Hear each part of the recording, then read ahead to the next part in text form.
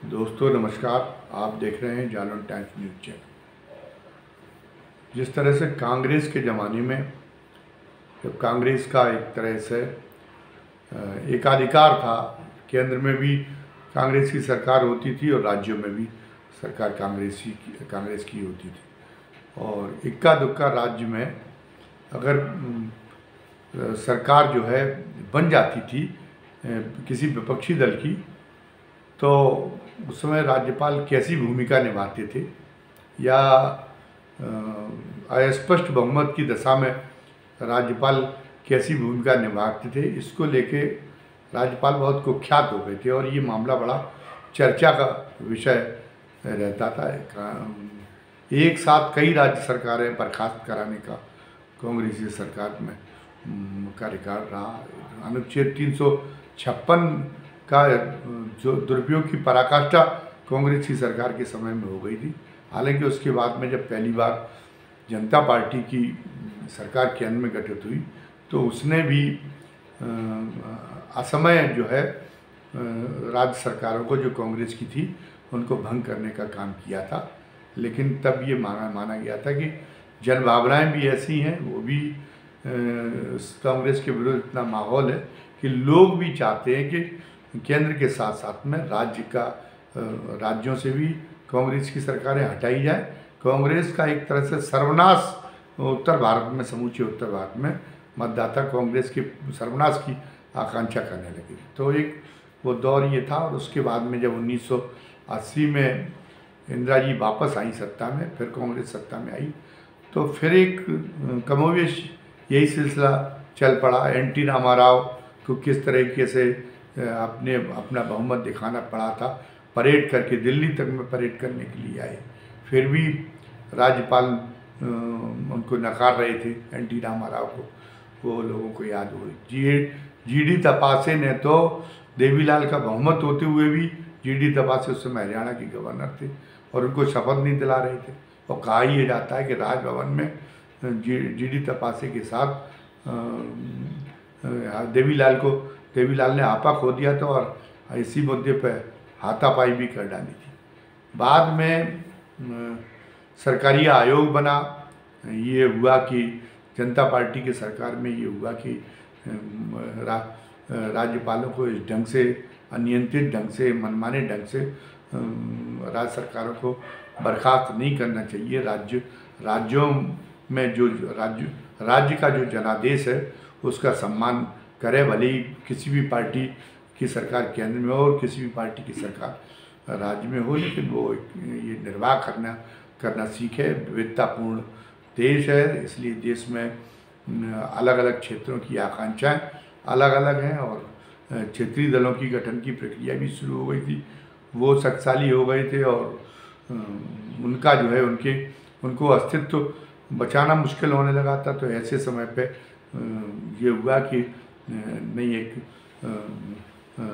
राज्यों के मामले में केंद्र की एक सीमा तय कर देना चाहिए। तो सरकारी आयोग का गठन हुआ। सरकारी आयोग ने कई सिफारिशें की इस दिशा में और हालांकि उसको भी जो कांग्रेस की सरकार थी उसको दबाए बैठी रही, लेकिन एक सिलसिला चलता रहा। और पर जैसे जैसे लोकतंत्र प्रौढ़ होता चला गया, वैसे वैसे और लोकतंत्र में मजबूती आती गई और इन कुरीतियों के खिलाफ एक वातावरण बनने लगा। और 1996 आते आते तो ये हुआ कि SR बोमई केस में सुप्रीम कोर्ट ने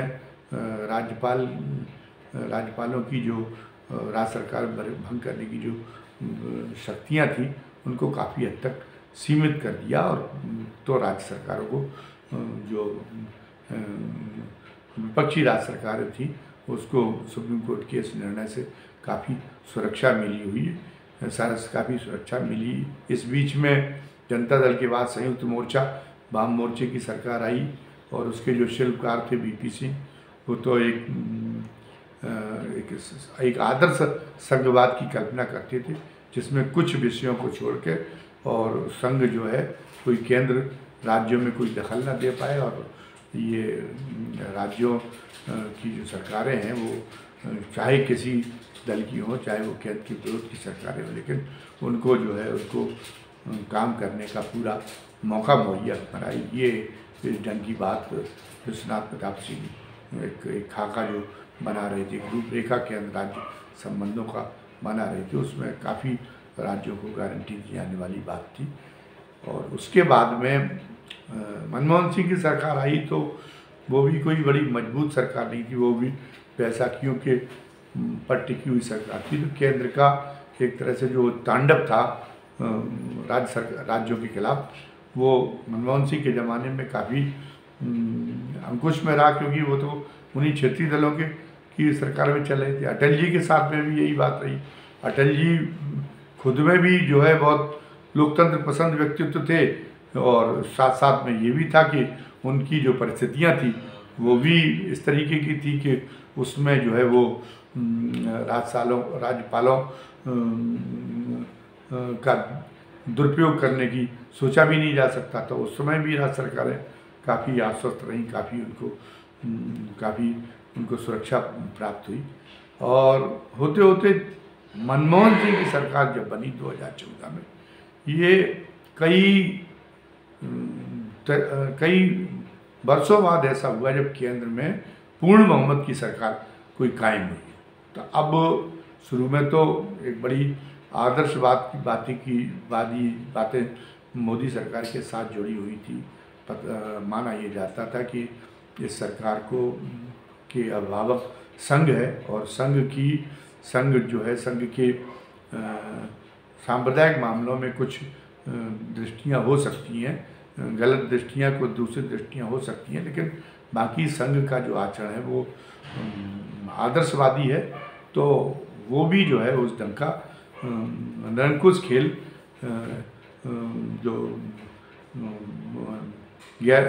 विमत की सरकारें हैं, राज्य सरकारें, उनके खिलाफ भारतीय जनता पार्टी नहीं खेलेगी। शुरू में इस ढंग की आशंकाएं नहीं थी, लेकिन मोदी सरकार तो जो उनका जो दौर था,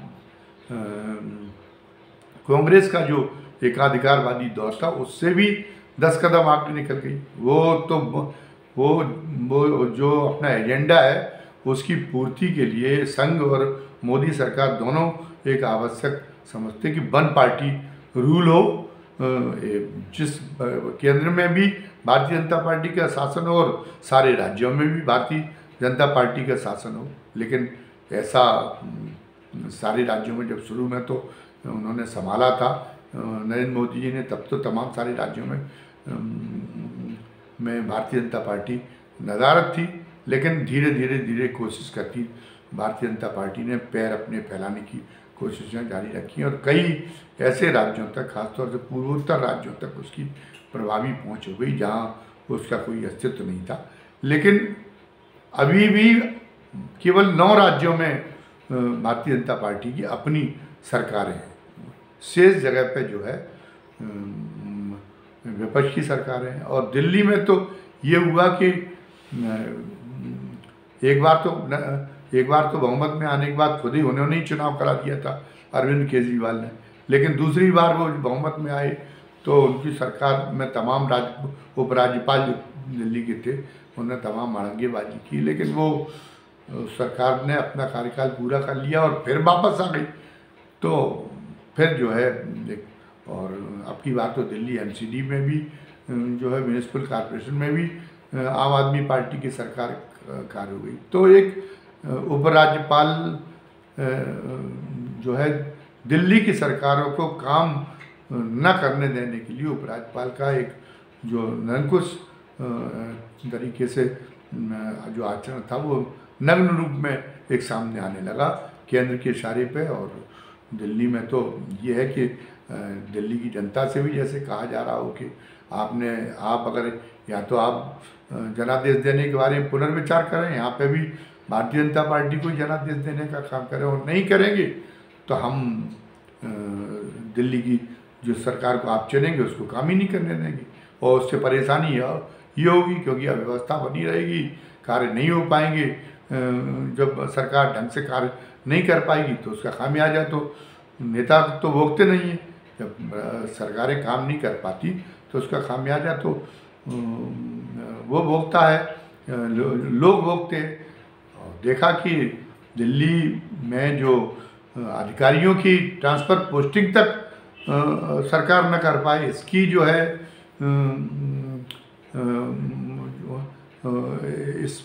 इसकी कोशिश की गई।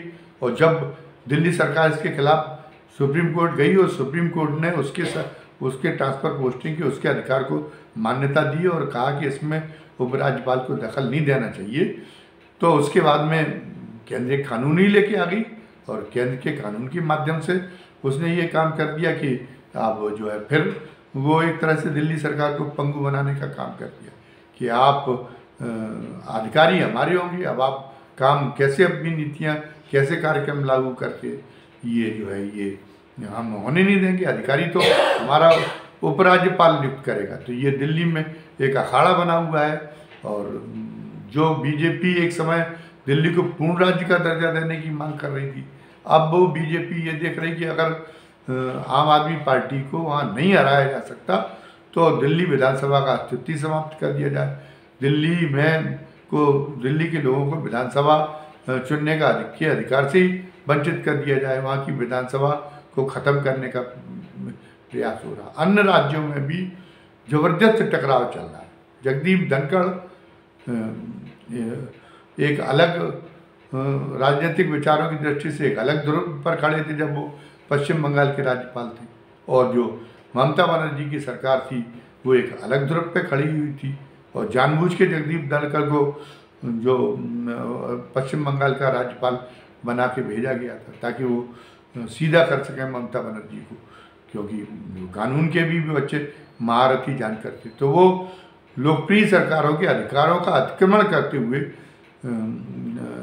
उन्होंने जगदीप धनखड़ ने काम किया, तंग करके रख दिया। इसमें उनको ममता सरकार के हाथों अपमानित भी होना पड़ा। बराबर उनका जो पूरा कार्यकाल रहा वो राज्य सरकार के साथ टकराव का पूरा कार्यकाल रहा।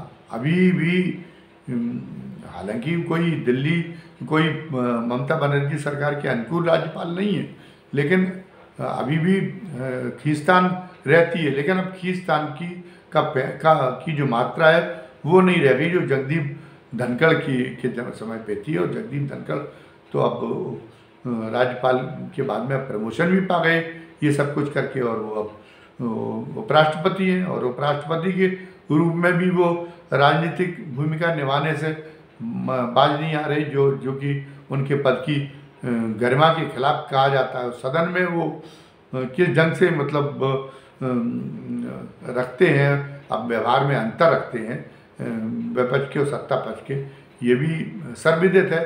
तो वो ढंग का एक कर रहे। और अब ताज़ा जो मामला जिस वजह से चर्चा हुई वो पंजाब की स्थिति को लेके। पंजाब में मान सरकार के बीच में और राज्यपाल जो बनवारी लाल पुरोहित है उनके बीच में ज़बरदस्त रस्साकसी चल रही। मान सरकार की हर फैसले पर उंगली उठाना राज्यपाल महोदय का काम है। और राज्यपाल ने 3 तो विधेयक, पहले तो 7 विधेयक रोक के रखे थे, लेकिन एक बार पहले भी सुप्रीम कोर्ट का दरवाज़ा पंजाब सरकार ने खटखटाया था, जिसके बाद में बाकी अन्य विधेयक तो पारित हो गए, 4 विधेयक तो।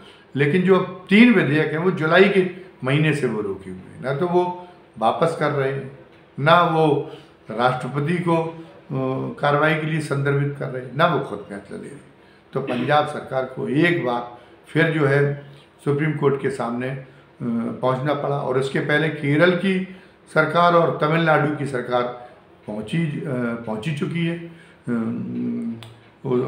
सुप्रीम कोर्ट में। और केरल में तो आरिफ मोहम्मद खान जैसे नेता हैं जो बीजेपी में रहने का पहले कोई रिकॉर्ड भी नहीं रहा। वो तो वीपी सिंह के बहुत खास थे, उनके साथ में उन्होंने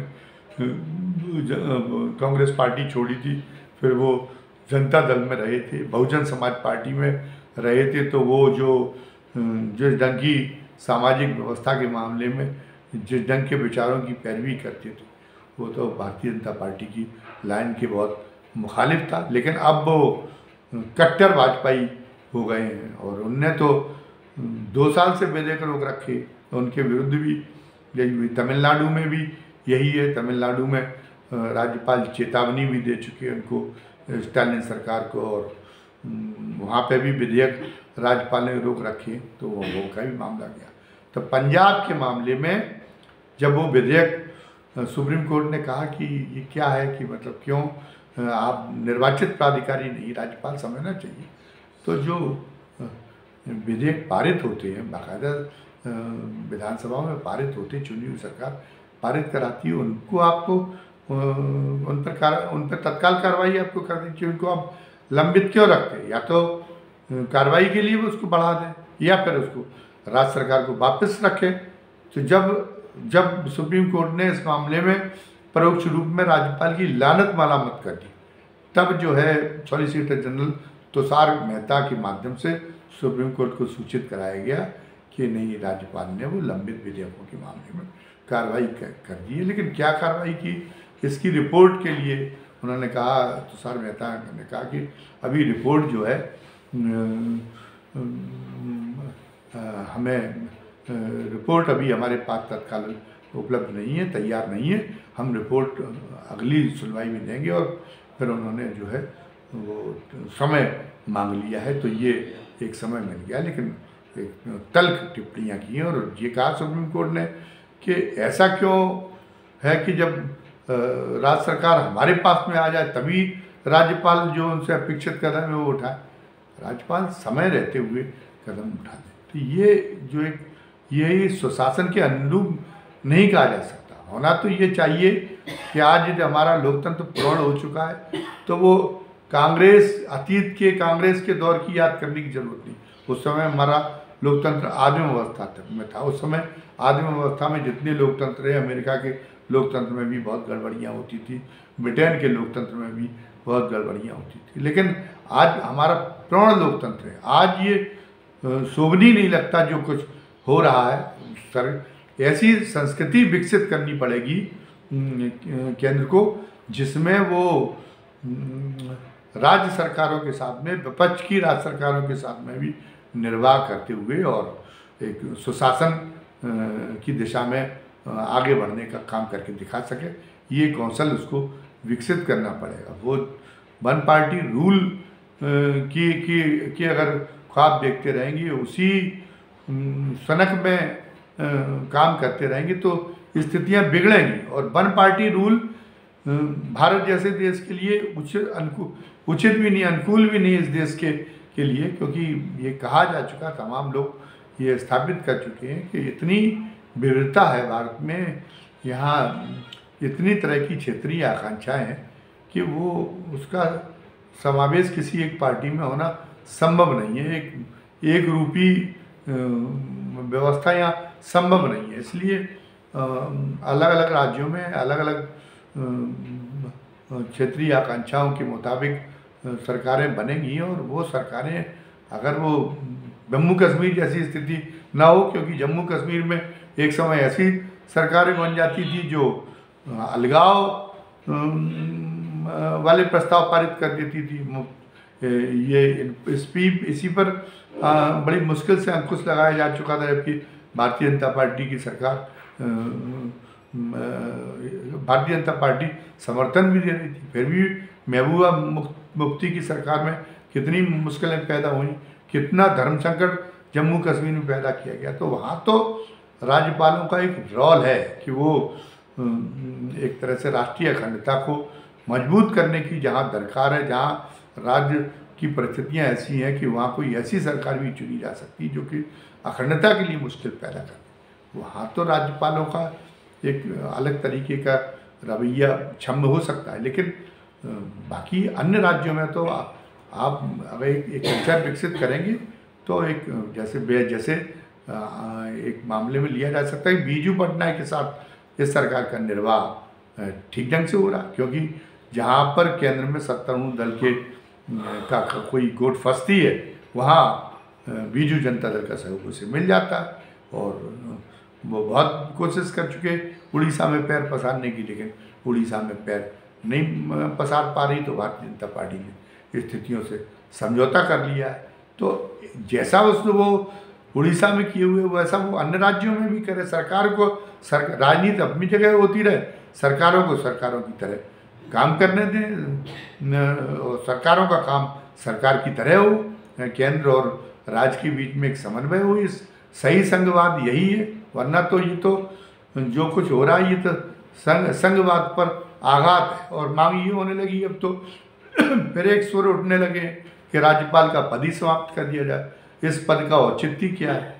अब ये भी बात एक सही बात हो सकती है, लेकिन हमने जम्मू कश्मीर जैसे अपवाद का एक उदाहरण बताया। पंजाब में भी कभी स्थिति ऐसी आ सकती है जहाँ केंद्र का प्रतिनिधि ये राष्ट्रीय अखंडता को देखने के लिए होना जरूरी तो लगता है कि नहीं। राज्यपाल की पद की कहीं इस दृष्टिकोण से सब जगह एक जैसी नीति नहीं अपनाई जा सकती, इस दृष्टिकोण से अपनी एक उपयोगिता है। लेकिन ये जो एक परंपरा कायम करने की बात कही गई थी और कई बार इस परंपरा का निर्वाह हुआ कि मुख्यमंत्रियों से परामर्श करके जिस राज्य में राज्यपाल की नियुक्ति की जानी है वहाँ के मुख्यमंत्री से परामर्श करके 3-4 नामों का एक पैनल भेज दें। केंद्र और राज्य मुख्यमंत्री के बीच में जब सहमति हो जाए वो एक राज्यपाल बनाए। राज्यपाल को इस मंशा से नियुक्त करना, राज्यपाल की ये योग्यता आंकना कि वो कितना विघ्न पैदा कर सकता है दूसरी पार्टी के राज्य में जाके, इस मंशा से नियुक्त करना, ये तो इसको एक तरह से राष्ट्र हित में भी इसको उचित नहीं कहा जा सकता। ये राष्ट्र हित में भी गलत है ये जो, क्योंकि हमने जैसा पहले कह चुके कि जब टकराव होता है राज्यपाल और राज्य सरकार के बीच में, टकराव से अगर काम रुकते हैं तो नेता का कुछ नहीं बिगड़ता, जनता उससे सफ़र करती है। इसलिए इस ढंग के बाज आना चाहिए, इस प्रवृत्ति से बचा जाना चाहिए और एक व्यवस्था, एक मैकेनिज्म विकसित करनी चाहिए जिसमें केंद्र में दूसरे दल की और राज्य में दूसरे दल की राज्य सरकार बखूबी मिलकर काम कर सकें। ऐसा जो है ऐसा समायोजन बने, ये इसकी एक कोशिश होनी चाहिए। धन्यवाद कहने के पहले फिर मैं आपसे वही निवेदन कर लूँ कि आप हमारे चैनल को लाइक करें, सब्सक्राइब करें और कमेंट बॉक्स में जाके हमें कमेंट भी ज़रूर लिखें। हमारा इस ढंग से आप हमारा उत्साह प्रवर्धन करेंगे, हमारा मनोबल बढ़ाने का काम करेंगे। हमें आपके सब्सक्राइब करने की बहुत अपेक्षा है। आप सब्सक्राइब करेंगे, बेल आइकन दबाएंगे तो हम जो भी नया वीडियो डालेंगे उसका नोटिफिकेशन आप तक पहुंच जाया करेगा और आप फिर जो है हमारा नया वीडियो भी आपको आसानी से आप सूचना मिलती तो आप समय पर उसको भी देख लिया करेंगे और उसमें भी आपकी का कृपा प्रसाद हमको तत्काल मिल जाया करेगा। तो हम इससे उत्साहित होंगे और हम इससे अपना जो हमारा मनोबल बढ़ेगा तो हम अपनी चैनल में और ज़्यादा निखार लाने के लिए प्रेरित होंगे। धन्यवाद। जय हिंद, जय भारत।